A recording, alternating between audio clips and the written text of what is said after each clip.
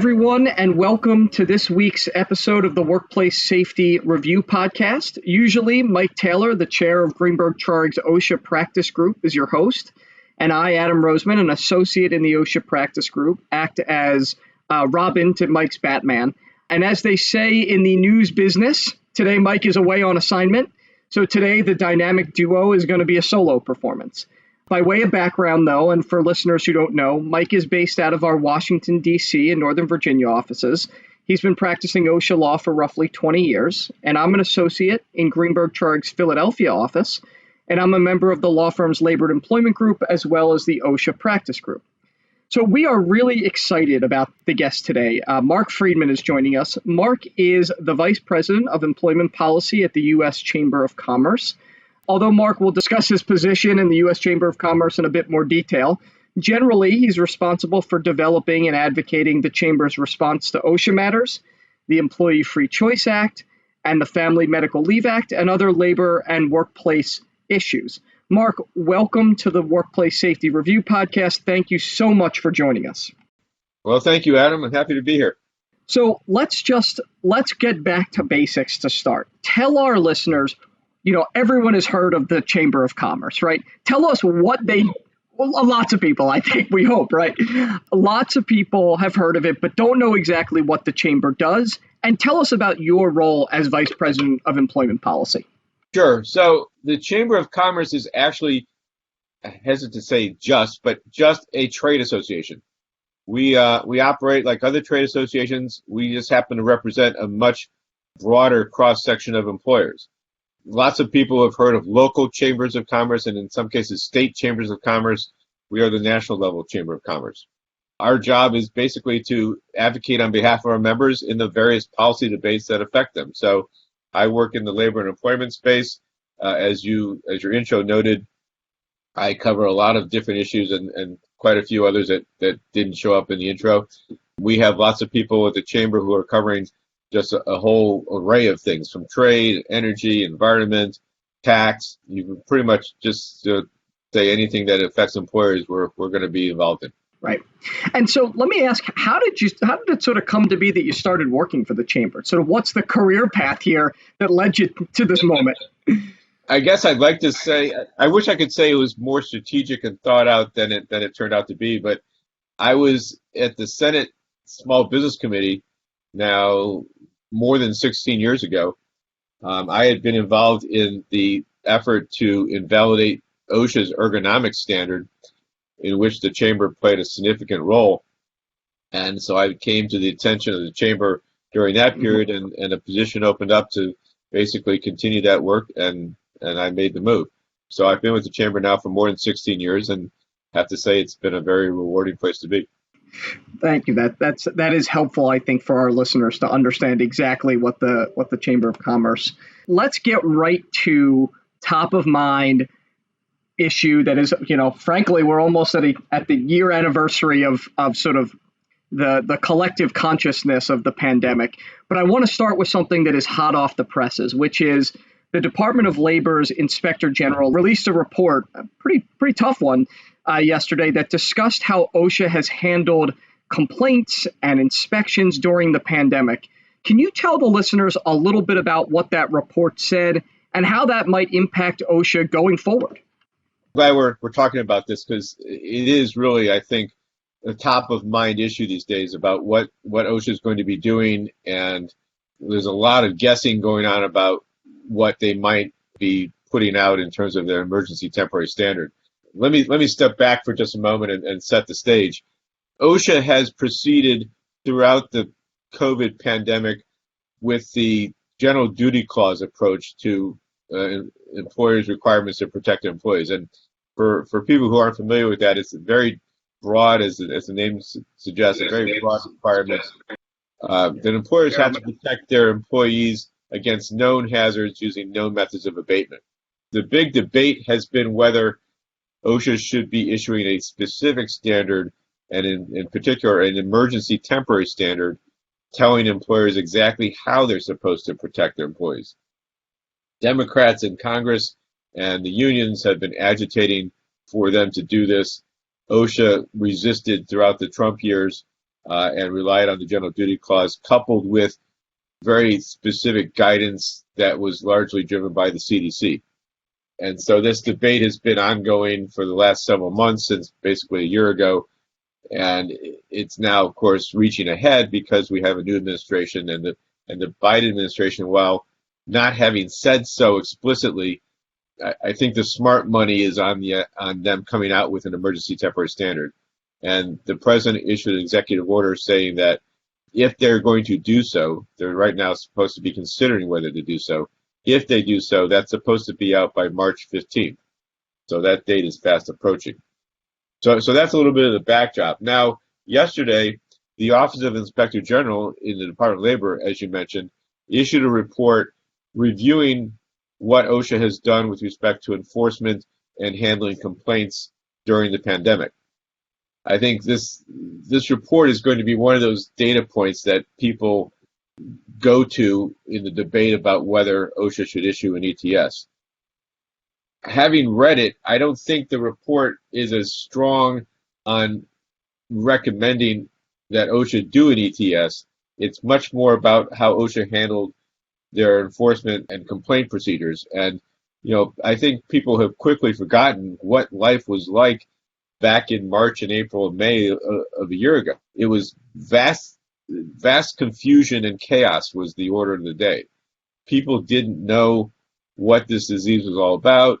They didn't know what the best ways to protect themselves would be. And OSHA was, in fact, having to deal with it in the same way that other employers were having to deal with it. So where they might normally have had on-site inspections, they had to back up and rely on virtual inspections, which I think we would all agree, and the report makes clear, are not as effective as on-site inspections. But OSHA had to deal with travel restrictions and exposure questions in the same way that everybody else was dealing with them. The report mentions in sort of a glancing way the idea of OSHA issuing an emergency temporary standard, but it really does so in the context of that being able to help OSHA do better enforcement. And I think I would agree that if the question is, what's the easiest thing for OSHA to enforce, the answer would be an emergency temporary standard. But I'm not convinced, and I don't think the report really goes to the question of whether an emergency temporary standard would provide better protection for employees. In fact, what OSHA did during the intervening months was issue an enormous amount of guidance, and it's all listed in the report. That was all very informative for employers, and that was what employers were craving, was what am I supposed to do? How am I supposed to do it?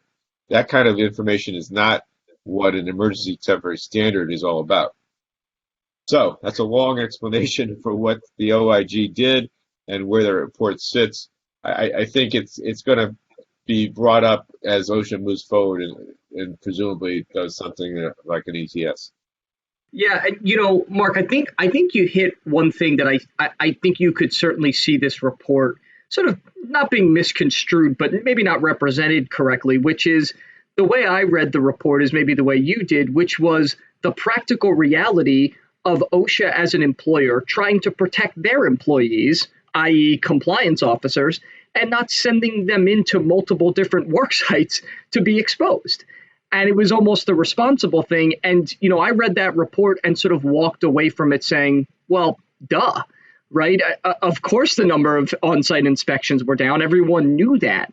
And I agree with you. They stopped well short of a sort of you shall do an emergency temporary standard. Absolutely.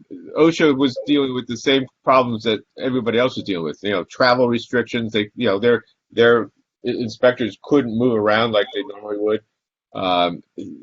They were concerned about sending their inspectors into hot zone workplaces, that type of thing. And so it was they had to take precautions just like everybody else did.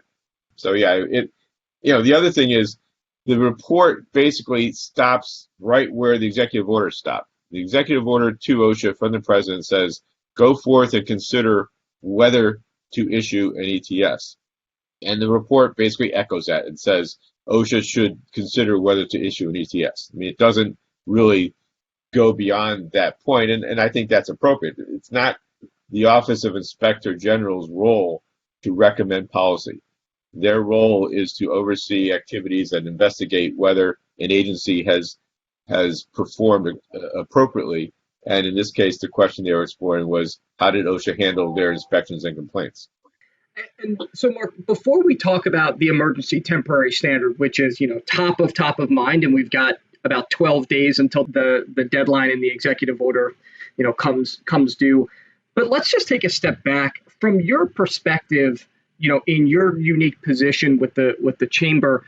Is there anything you think OSHA could have done or should have done differently in responding to this pandemic to help employers who in turn hopefully would help their employees, right?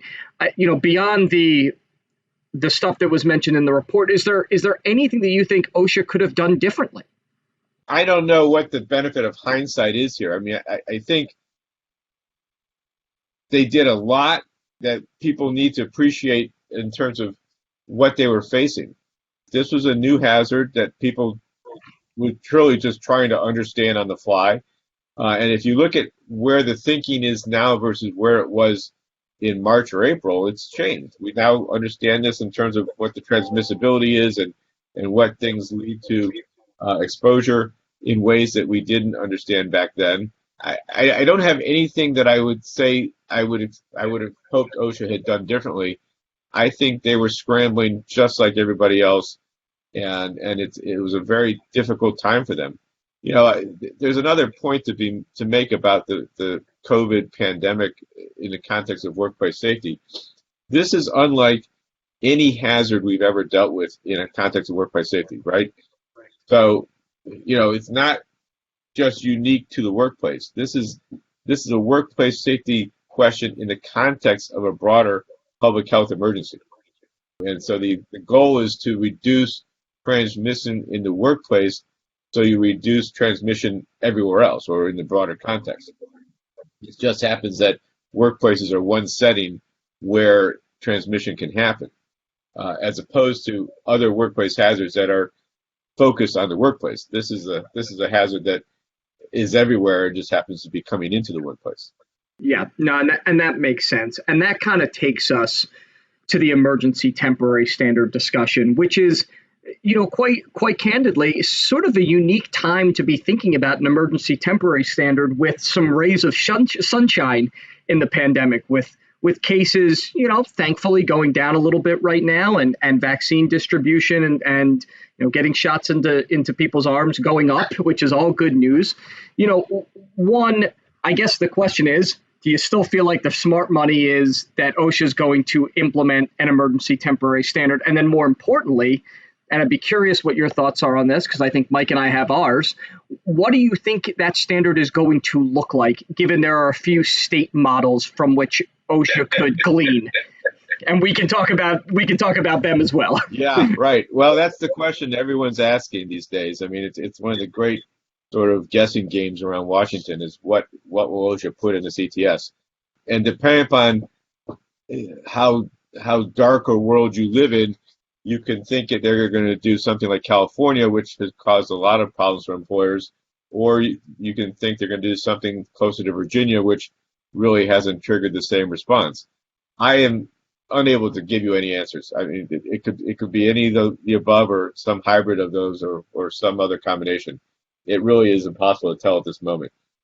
I will say, as I mentioned before, I think the smart money is on them doing an ETS, that the unions and the Democrats in Congress have all been agitating for this, and I would really, really be shocked if OSHA decided that they weren't going to go forward with that at this point. They're just, all the tea leaves are there to say they're going to do this. One interesting question that I've been trying to sort of figure out, or waiting to see how OSHA handles, is what do they do about vaccines? Because vaccines were not in the picture back when the different states issued their ETSs. This is a whole new landscape. As you point out, there's some rays of sunshine on the horizon. But more importantly, how does OSHA take into account the concept that there are people in the workplace now who are largely, I won't say completely, but largely protected? Either they have natural immunity because they came to the disease, or they've been vaccinated. What does that do for requirements about social distancing and PPE and those types of questions that were driving the whole idea of workplace protections previously? Some people would actually tell you or make the argument that OSHA could go so far as to say employers should require employees to get vaccinated. I don't think that's going to be the case. I think that's too far for OSHA to reach. But they should recognize that vaccines have changed the whole question of how people get the disease or whether they get the disease, and figure out how to incorporate that into their thinking about an ETS. Yeah, and you know what's interesting? Mike and I have often talked about this, and obviously there are some EEOC and ADA related concerns with vaccines. But OSHA, much like any federal agency, likes to borrow from their own work, obviously. And the bloodborne pathogen standard, right? There's Hep B offerings, right? Hepatitis B offering, the suite or I guess series of shots. Do you think that the ETS could look something like that section of the bloodborne pathogen standard, which is you have to offer it, and if they decline, fine, you've got to keep records of that. So it essentially stops short of a mandate, but it at least sort of touches on the vaccine. And we're just trying to sort of think about what that could look like. I think you raise a great point, and particularly in the context of how much time they're going to have to develop this. I don't think they're going to have an opportunity to do a lot of new writing. They're going to want to rely on stuff that's already in the can for various provisions. And I would point you also to the infectious disease standard that was under development during the Obama years. They went so far as to do a SBREFA, a small business review panel on it, which means they actually did have a draft standard at some point developed. They never got it out on the street as a proposal, but obviously it exists in a way that they can come back to it. So I would not be surprised to see that be one of the sources for their approach here. And as you mentioned, the bloodborne pathogen standard probably gives them some type of structure to use with respect to employers and getting their employees vaccinated. I'm going to ask you a question that's a bit of a hypothetical because you've not seen the regulation and no one has. We don't even know if it's going to come out. What do you project, or sort of what's your initial reaction to, the Chamber of Commerce represents employers. Is there a wholesale rejection from the chamber of an ETS, or is it we need to wait and see because we need to see if it looks more like California's or more like Virginia's, which is not created the same outcry as California's? We're definitely in a wait and see posture here. We were in court. The AFL-CIO sued OSHA to try and force them to issue an ETS way the heck back in May or June, I think. And the chamber filed an amicus brief opposing the AFL-CIO motion. So we're certainly on record as saying that we don't think an ETS is the best approach, but elections have consequences. And so we're going to have to see what approach they take and where they go with this. I'm not going to try and say that we're sitting here anxious to sue. That's not something we typically, are excited about doing. So it's going to depend entirely on what they put out as to what our level of opposition or challenging of it is going to be.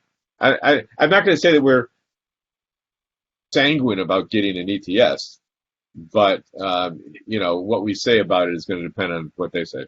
Yeah, and it is worth noting for the listeners, there was a case out of California State Court that just came out, Mark, and I don't know if you've had a chance to take a look at it, where some employers did sue to try to enjoin California's emergency temporary standard.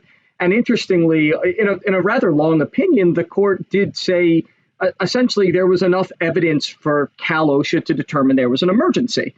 Okay, fine. The question now, which is an interesting one, is we've got some ray of sunshine here. We've got some vaccinations, happening and only going to increase. The question is this an emergency? And so I'm wondering, does the chamber have a thought on that, knowing, of course, that businesses have really, they're now a year into this and they've done certain things to survive. And so, maybe businesses know how to operate under this sort of new normal. Yeah, there's no question that issue about whether an emergency temporary standard is warranted is going to be, I think, one of the points of discussion. You know, the statute lays out the conditions for an ETS, and it talks about employees being exposed to grave danger, and that an emergency temporary standard is necessary to protect employees from such grave danger. It doesn't quite define what an emergency is, type of thing. So, I think we're in a different posture than we were back in the spring and summer. That is an issue that probably should be debated. Whether they move forward on an ETS or they do a longer rulemaking would be an interesting question. Maybe there's room for something broader and with more of the protections of a rulemaking than what an ETS provides. I should note that in the emergency temporary standard setting under the statute, OSHA issues a regulation that goes into effect as of issuance, and then it becomes the proposal for a final standard, and there's a 6-month window for OSHA to finalize that standard. So it's a very, very tight time frame during which they'll take comments and then decide how to handle the final standard. So maybe there's an argument for saying don't do an ETS, but do a full-blown rulemaking. Do it with the protections of analysis and small business input that this type of issue deserves, because when this thing comes out, it's going to affect, quite frankly, I think every workplace in the country, at least every workplace where there are employees. And that's a tremendous scope of impact. And, trying to do something in an expedited fashion like this without the normal protections of the rulemaking process, I think could lead to some really disastrous consequences. A lot of businesses have been operating, depending on the state, of course, have been operating under sort of public health executive orders, mandatory, face covering, social distancing, enhanced disinfecting. So what have you heard from your members? And also, would the chamber be necessarily opposed to a standard that, and I know you've not seen the standard and we're not sure yet, but a standard that sort of just codifies some of the best COVID mitigation practices, right? So I'm curious what some of the members think on that. Well, frankly, an ETS that did only that would, I think, be the best of the possible options. That would be the least disruptive and the most consistent with how employers should have been operating so far. It would still require a lot of things that some employers haven't had to do before. I would imagine there's a written program requirement and some other things. And there are going to be a lot of employers, as I mentioned, who have never confronted an OSHA standard before. Plus, even those employers who've been doing stuff, have been having a robust program, will very likely not have in place exactly what OSHA expects them to have in place. So there's going to need to be adjustments by, I think, any employer who has to come under the coverage of the new OSHA standard. So what you propose would be the best possible option. At this point, it's very hard to tell what we're going to see. So let me switch gears for a moment and just have a few more questions for you. I saw a few weeks ago the chamber signed on to a letter to Congress encouraging them to pass the Safe to Work Act, providing COVID liability protections, or certain liability protections, I should say, for businesses. Can you tell the listeners about that legislation? And I'll tell you quite candidly, COVID liability shields, as they're called from one party, I suppose, that's a pretty hotly charged issue. And so sort of help the listeners understand and cut through that noise of what this legislation is and why the chamber supports it. So this actually goes back to last year and the end of the Congress in the last session, where there was in play the idea of a liability shield for a broad array of employers under a broad array of labor and employment laws. And the thinking here was that the trial lawyer bar, the plaintiff's bar, is very active looking for ways to sue companies and employers for alleged violations of, exposing their employees or customers or whoever they think they can go after. And we wanted to protect these employers from what we would basically describe as the garden variety nuisance lawsuit. In other words, if the employer, if the company was doing what they were told to be doing through CDC guidance or other requirements that they had to follow, then they would be protected from this litigation.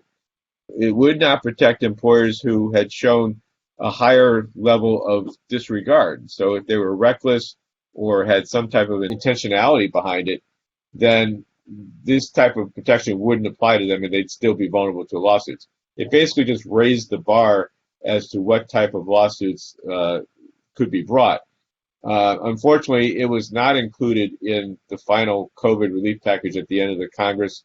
It was often put out there as that was going to be the trade-off for language requiring OSHA to issue an ETS. The theory was that the Democrats would get that and the Republicans would get this liability protection. Neither of those made it into the final package, and so that legislation, I think, is really not being actively considered right now in a Congress that's controlled by Democrats. Right. But I think it was worth explaining to the listeners what that liability shield means, especially because some state legislatures have passed something similar. I think a few states have. So, but it sounds to me, at least based on what you're telling us, is that legislation standing alone likely isn't going to get a ton of traction at the moment. No, it's not going to survive in a Democrat, a Congress that's controlled by Democrats. It was a Republican concept, and it had to be seen as a trade-off to something else. And at this point, there isn't really anything on the other side to trade off with it. When Biden won the election in November, the pressure for Congress to pass legislation forcing an OSHA ETS went away. The Democrats weren't going to pass legislation telling a friendly OSHA that they had to do this. And so the whole concept of a possible deal there really, I think, faded out. But as you noted, and it is true, several states are putting in place laws that are in this direction. And, I think those are helpful to a lot of companies and employers in those settings. And I should reiterate, it does not protect them from all lawsuits, only the really sort of low-level lawsuits. And so a couple of sort of broader questions for you, Marc. As you noted, elections have consequences, right? And that means a sort of change in the guard at the agency levels.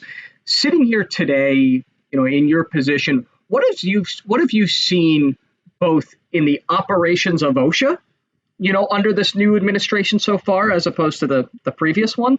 And then the same question goes for the DOL generally. And what sort of, our employers, right? They care about safety issues, but they care about other issues too, wage and hour, et cetera, et cetera. What are some of the 2 or 3 big ticket items that you've got your eye on that really is a sea change from, where we were before the November election? Yeah, I think that's a great question to explore. So I would start at the top and say employers should expect a much more aggressive posture on enforcement. I think that sort of goes without saying. I expect to see something that looks a lot like what the Obama administration looked like in this case. I expect to see OSHA coming out with stiffer penalties and less willingness to negotiate and find a settlement.